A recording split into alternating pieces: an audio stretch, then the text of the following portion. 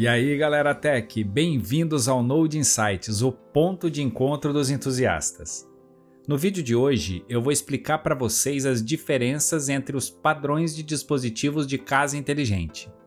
Então fica comigo até o final do vídeo que eu vou te explicar as diferenças entre Wi-Fi, Zigbee e Matter. Galera, mas antes de continuar eu gostaria de compartilhar com vocês a felicidade de termos mais de 900 inscritos no nosso canal. E se você não é inscrito ainda, se inscreva e ative as notificações. Toda semana eu estou postando conteúdo novo sobre tecnologia e casa inteligente.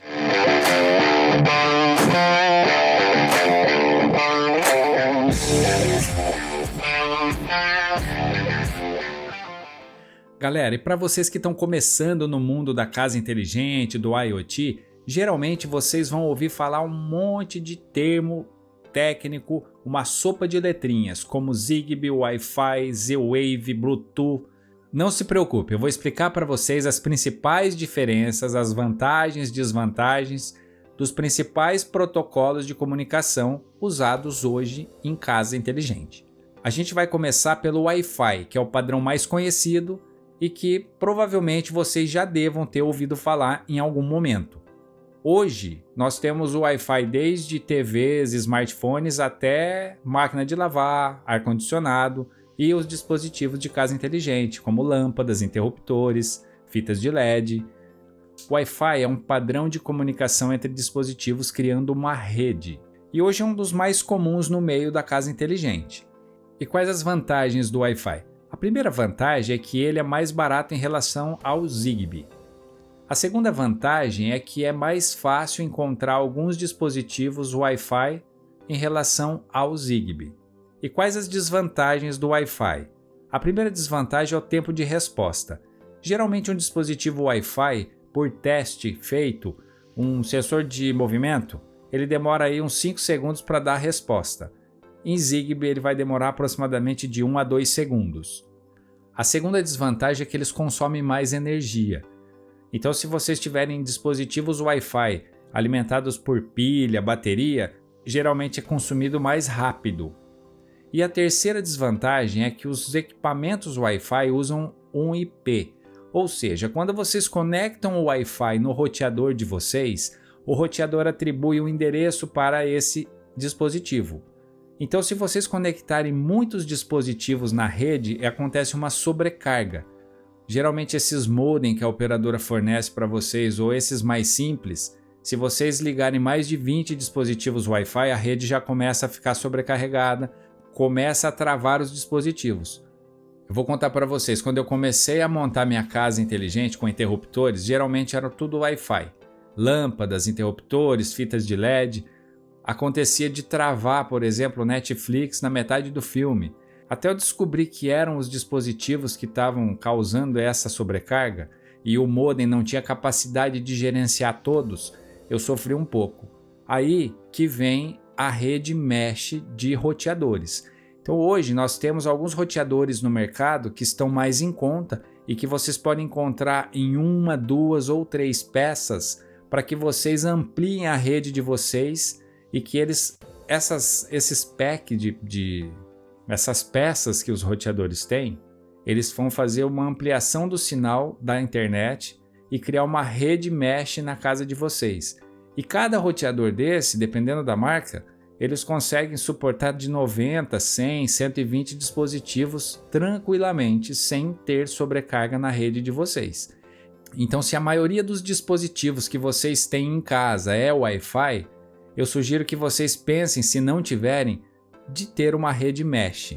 E o Zigbee, pessoal, é uma tecnologia mais atual em relação ao Wi-Fi. Porém, qual é a diferença fundamental do Zigbee? É que o Zigbee não precisa de IP para os dispositivos. Eles precisam de um hub, que é um gateway que vocês vão conectar todos os dispositivos e esse gateway vai ser conectado à internet. Então, o único IP que o roteador vai atribuir é para o hub de conexão. Os outros dispositivos que vocês têm em casa vão se conectar a esse hub formando uma rede mesh. Essa rede mesh Zigbee não tem nada a ver com a rede mesh que eu falei do roteador para vocês. Essa é uma rede entre dispositivos. Então um dispositivo se conecta ao outro, que se conecta ao outro, que se conecta ao gateway. Então se um dispositivo estiver mais longe do gateway do que o outro e o sinal estiver fraco, esse outro dispositivo que está no meio do caminho pode amplificar o sinal para o próximo. Porém, são alguns dispositivos que fazem esse trabalho de amplificação de sinal. Então o dispositivo principal se chama coordenador. E os outros dispositivos que repetem o sinal são chamados de router ou roteadores. E ainda temos os dispositivos que é o endpoint, que é o dispositivo de final de linha aí, que são dispositivos que usam pilhas, baterias, e eles não fazem a repetição do sinal justamente porque eles entram de quando em quando em modo de hibernação para economizar a bateria. Então, já falando das vantagens do Zigbee, a primeira vantagem é que ele cria essa malha amplificando o sinal. Outra vantagem é que ele não precisa de IP para os dispositivos. Mais uma vantagem é o baixo custo de energia, ou seja, ele gasta menos bateria e pilha do que um dispositivo Wi-Fi. E a última vantagem é que ele tem um tempo de resposta bem menor do que o do Wi-Fi. Mas será que o Zigbee tem alguma desvantagem com tudo isso que eu expliquei para vocês? Sim, primeira desvantagem, ele precisa de um hub para se conectar, e geralmente esses hubs são um pouco mais caros.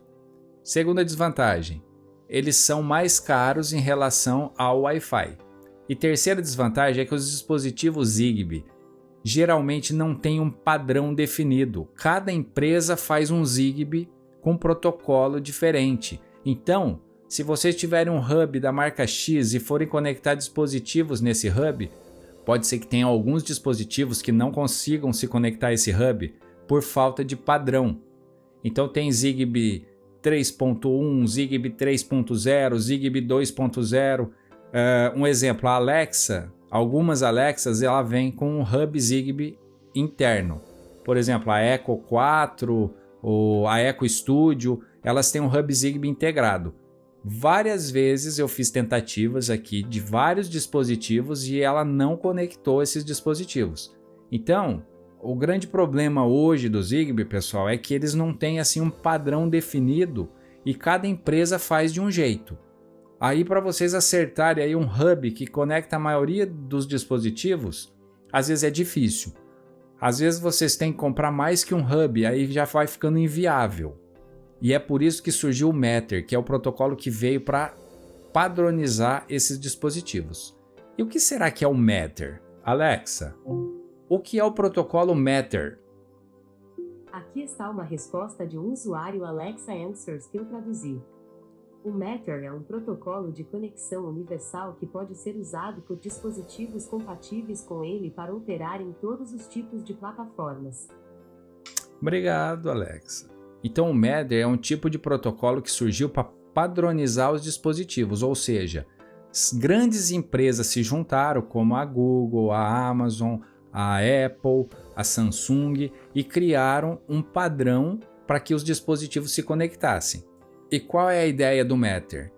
A ideia é que vocês possam comprar dispositivos e esses dispositivos funcionarem em várias plataformas diferentes, em vários ecossistemas. Então, pessoal, esses dispositivos eles vão funcionar numa rede chamada Thread, que são roteadores de borda. Por exemplo, a Alexa, a Apple TV, o HomePod, o Google Nest são exemplos de dispositivos que já funcionam como um roteador de borda.